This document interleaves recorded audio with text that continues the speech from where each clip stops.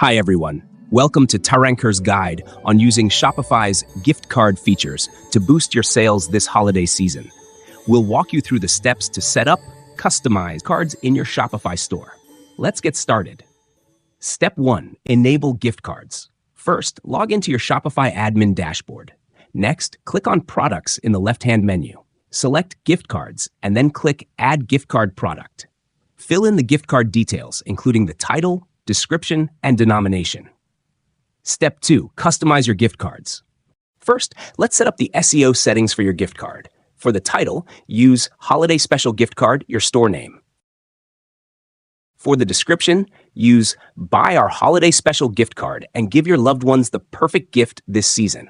Available in $10, $25, $50, and $100 denominations.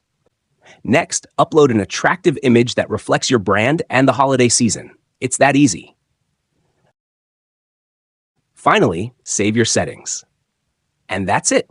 By following these steps, you'll be able to set up and promote gift cards effectively on your Shopify store for the 2024 holiday season. Gift cards are a great way to boost sales and attract new customers. Thanks for watching and happy selling. P.S. Don't forget to subscribe to our channel for more helpful Shopify tips and tricks.